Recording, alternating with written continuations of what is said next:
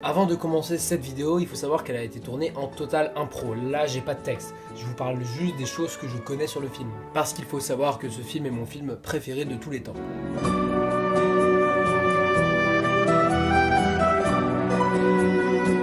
La vie est belle est un film de et avec Roberto Benigni, sorti en 1998.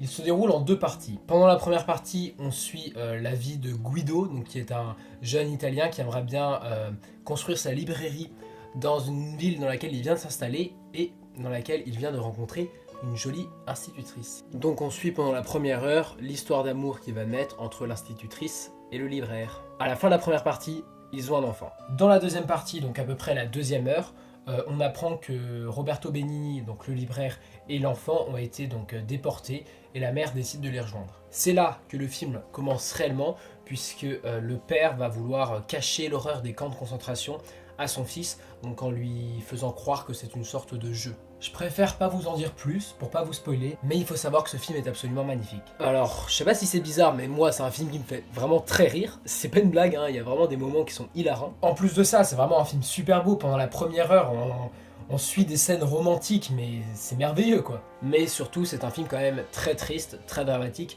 puisqu'il faut savoir que ça nous montre quand même une facette de l'histoire qui n'est pas très drôle quoi. Le film a obtenu l'Oscar du meilleur acteur pour Roberto Benigni et l'Oscar du meilleur film étranger et a obtenu le Grand Prix du jury au Festival de Cannes. Alors normalement, je suis censé vous dire combien est-ce qu'il a gagné d'argent et combien est-ce qu'il a réuni de spectateurs en salle, mais vu que c'est improvisé, je suis pas censé le savoir quoi.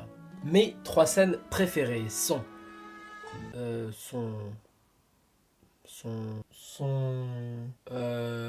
Bon, j'ai pas fait de top, hein, vu que c'est improvisé, mais je peux juste vous dire que ma scène préférée, c'est quand Guido parle au haut-parleur dans le camp de concentration et que tout le monde l'entend. Ah oui, et j'aime bien aussi quand Guido il traduit ce que dit un officier allemand.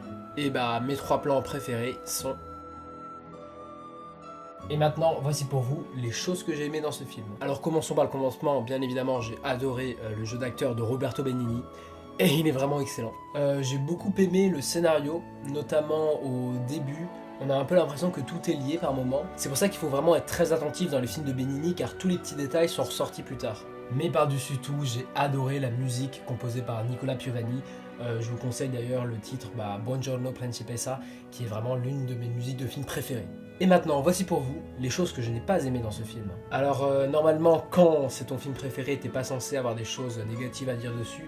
Mais je dirais quand même que ce film met très mal à l'aise, parce que c'est pas que de la tristesse en fait, c'est vraiment du malaise par moment. C'est quand même les camps de concentration, ça parle d'idéaux fascistes, tout ça, donc c'est pas agréable par moment. Mais ça n'est que du détail, il faut pas oublier que ce film est un vrai chef-d'œuvre. Bon, c'est le moment de lui donner une note sur 100.